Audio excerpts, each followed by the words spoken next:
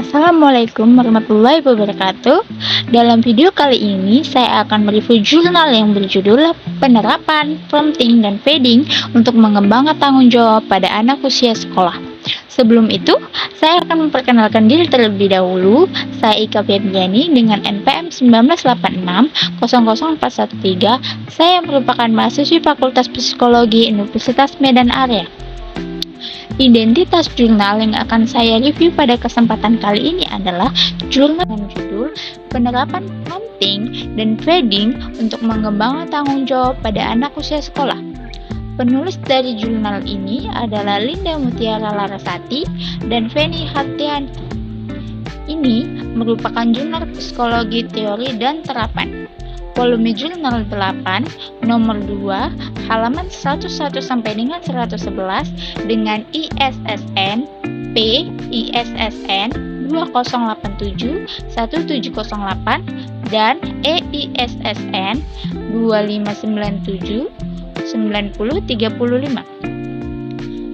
Jurnal ilmiah ini diterbitkan pada tahun 2018 Februari.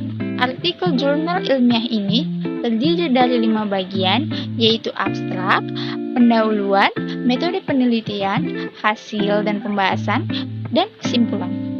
Bagian yang pertama dari jurnal ini yaitu abstrak. Dalam bagian abstrak, saya sebagai reviewers melihat 2 bagian penting, yaitu bagian yang pertama adalah latar belakang, kemudian bagian yang kedua adalah hasil dari penelitian yang dilaksanakan dalam kesimpulan. Hasil dari review dari bagian abstrak yang saya pahami adalah dalam bagian abstrak harus berisi minimal 4. Yang pertama adalah tujuan, yang kedua adalah metode, yang ketiga hasil penelitian, dan yang keempat kesimpulan. Nah, dalam abstrak jurnal ini sudah mencantumkan keempat hal tersebut. 2 dari jurnal ini adalah pendahuluan.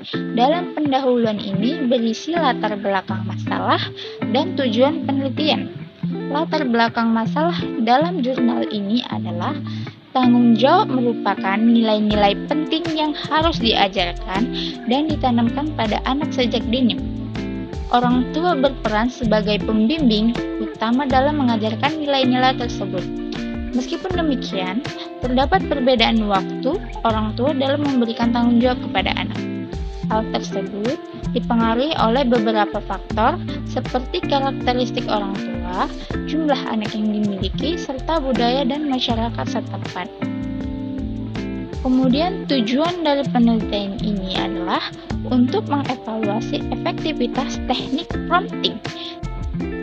Critical journal review yang dapat saya berikan pada bagian ini adalah banyaknya bagian pendahuluan sudah pas karena tidak melebihi dari 10 sampai dengan 20% jumlah dari keseluruhan bagian jurnal yang berjumlah 11 halaman, yaitu pendahuluan hanya berjumlah 2 halaman. Kemudian kita lanjutkan ke metode penelitian. Dalam metode penelitian ini, peneliti menggunakan pendekatan modifikasi perilaku dengan 2 teknik, yaitu peneliti dan penulis menggunakan teknik prompting dan transfer of stimulus control atau feeding. Teknik prompting adalah teknik yang diperkenalkan untuk meningkatkan terjadinya perilaku yang diharapkan.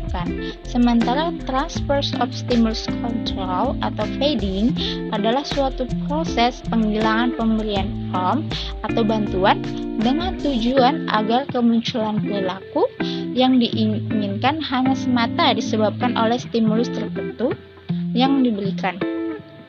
Jenis prompt yang digunakan dalam intervensi ini adalah verbal prompt. Penurunan prompt secara gradual dilakukan dari pemberian 3 kali verbal prompt hingga tanpa prompt. Subjek penelitian dari jurnal ilmiah ini adalah anak perempuan berinisial K.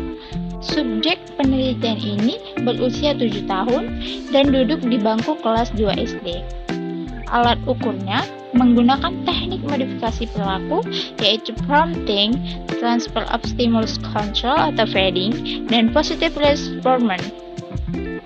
Teknik pengumpulan data yang digunakan adalah Proses pengambilan data terkait perilaku K dari tahap baseline hingga follow up dilakukan melalui metode direct dan indirect assessment. Kemudian bagian yang keempat dari jurnal ini, hasil dan pembahasan. Program modifikasi perilaku dengan teknik prompting dan feeding telah terbukti efektif dalam meningkatkan perilaku meletakkan barang di tempatnya secara konsisten pada K, yaitu anak berusia 7 tahun yang duduk di kelas 2 SD. Perilaku tersebut telah terbentuk secara otomatis tanpa perlu lagi diingatkan atau diberi perintah verbal tersebut. Bagian terakhir dari jurnal ini adalah bagian kesimpulan. Pada kesimpulan ini, penulis sudah melaporkan sesuai dengan hasil penelitian yang diperolehnya. Selain itu, permasalahan pada bagian pendahuluan juga sudah terjawab pada bagian kesimpulan ini, di mana teknik prompting dan feeding telah terbukti secara efektif dalam meningkatkan perilaku meletakkan barang di tempatnya secara konsisten pada K, anak berusia 7 tahun yang duduk di kelas 2 SD.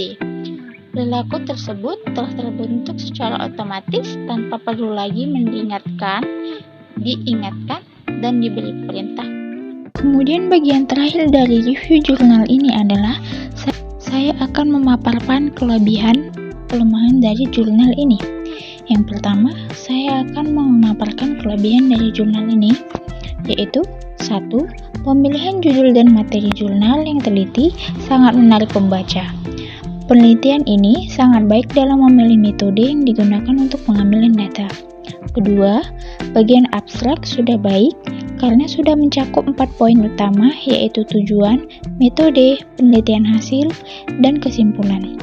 Ketiga, bagian pendahuluan sudah baik karena banyaknya bagian ini sudah pas atau tidak terlalu panjang sesuai dengan tuntutan membuat pendahuluan, yaitu tidak lebih dari 10 sampai dengan 20% dari jumlah keseluruhan bagian jurnal yang berjumlah 11 halaman.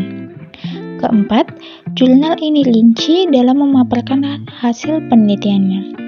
Selanjutnya, saya akan memaparkan kelemahan dari jurnal ini, yaitu yang menjadi kelemahan dari jurnal ini adalah banyaknya menggunakan kata-kata atau istilah ilmiah yang akan sulit dimengerti oleh pembaca dari kalangan awam. Padahal, seharusnya jurnal ini tersebut dapat menjadi acuan dalam masyarakat bagaimana penerapan prompting dan feeding dalam membantu menimbulkan kemampuan bertanggung jawab pada anak-anak mereka. Demikian presentasi jurnal ilmiah saya pada kali ini yang berjudul penerapan prompting dan feeding untuk mengembangkan tanggung jawab pada anak usia sekolah. Saya Ika Febriani, pamit undur diri. Terima kasih telah mengikuti.